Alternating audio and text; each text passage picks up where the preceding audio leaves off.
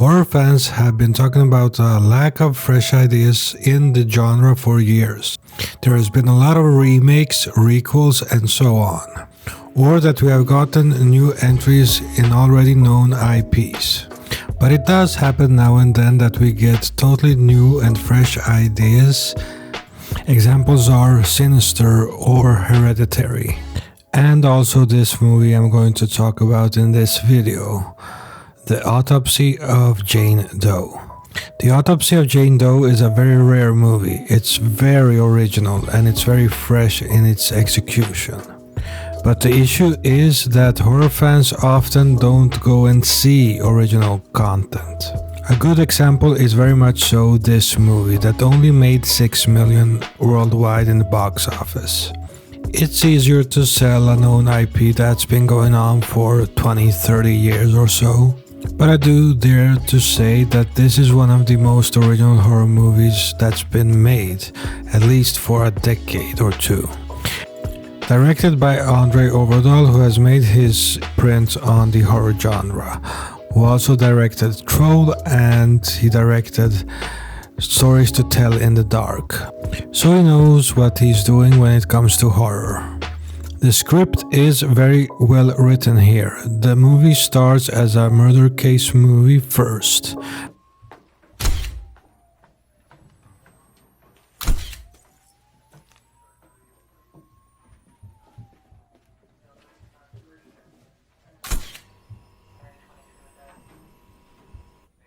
But ends as a supernatural horror movie. The movie is told from the perspective of a father and son. They are both pathologists and they run a morgue that is a family business. The son really wants to leave the city, but he kind of doesn't know how to tell his father that he wants to leave the family business and the city. What makes matters worse is that the mom died a few years ago. As I said in the beginning, the movie starts as a murder case. The police find a house where there's a lot of bodies spread around the house. And they can identify most of the bodies except one. A woman that is buried in the ground in the cellar. And it first looks like the people that are dead around the house did it to her. But one of the police officers says that the people that are dead around the house were trying to get out of the house. Or at least that it looked like it. They can't find out the identity of the buried woman, so they send her to the father and son pathologists to find out what happened to her and who she is.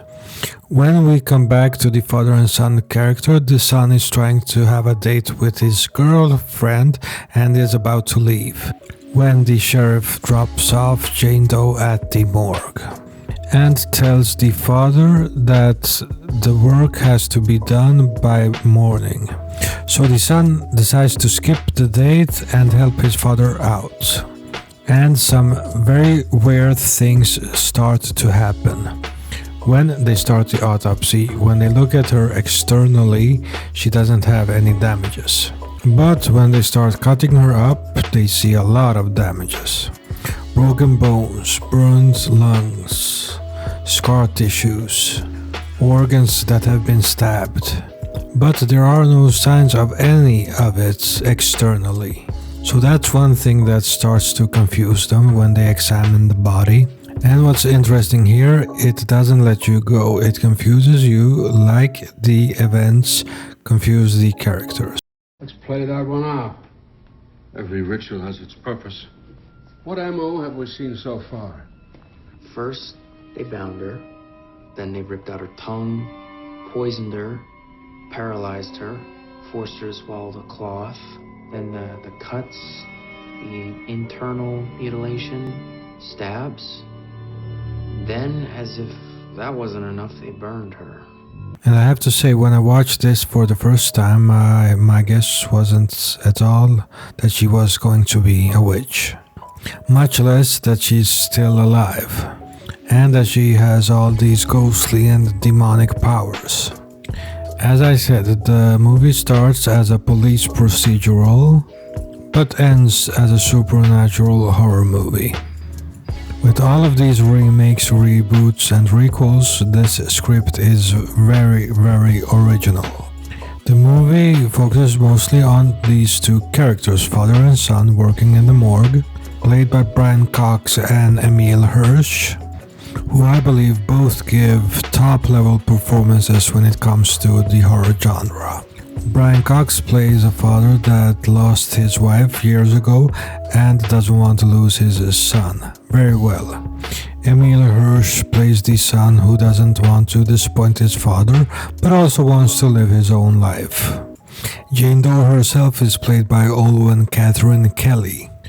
And yes, she plays Jane Doe for most of the movie instead of using a very realistic mannequin. They just use a mannequin for when they are opening her up. So every close-up or every shot where she just lies there, it's a real actress there. She was very good at using techniques for very shallow breathing, so there wouldn't be any movements while she's playing a corpse. She really does an amazing job with it. The movie takes place primarily on one location, except for the beginning and for the end. It takes place in a morgue, so it's very claustrophobic that way. It's also very tightly shot, with mostly close-ups and mediums. And that adds to the claustrophobic feeling and that the movie feels very contained. The movie is written by Richard Naing and Ian Goldberg, and it's their first script that got produced into a feature film. The script was first on the Blacklist, which is a survey for the hottest unproduced scripts in Hollywood. And then the script got picked up by Lionsgate. The movie wasn't really a big box office success, but it is one of the best horror movies for the past decade. The script is very creative. It has more creativity than most horror movies coming out today. To take something historical, turn it on its head, and make a really good horror movie like this is really amazing. It is amazing what you can do with a well thought out story and greatly written characters. The movie works amazingly as a standalone movie, but I won't mind a sequel either. Leaving it untouched is maybe for the best though. We get enough sequels as it is. But I wouldn't mind a sequel if they have a good story to tell. It's just that not everything needs a sequel. But if these writers can come up with something original again and have this director come back, I think the project would be amazing. It's just great how a project can come out without that much promotion to it. I didn't hear about it from YouTube trailers or something like that. I heard about it from groups the year it came out. We need more unique movies like this. And the Autopsy of Jane Doe shows that you can be a great movie without the cliches and tropes which are usually in horror, while also not being a pre-existing franchise. And that makes the achievement of the Autopsy of Jane Doe much more impressive, both on a screenwriting level and a direction level. The only flaws for me are that the CGI fire didn't look that convincing, and that the ending scene could have been much less silly. This video was suggested by my good friend Taj. I hope he liked the video. And if anyone else has suggestions on videos or essays, I will gladly take it on. If you liked this video, please like, share and subscribe. This has been Boogeyman Cinema. What do you think about the Autopsy of Jane Doe?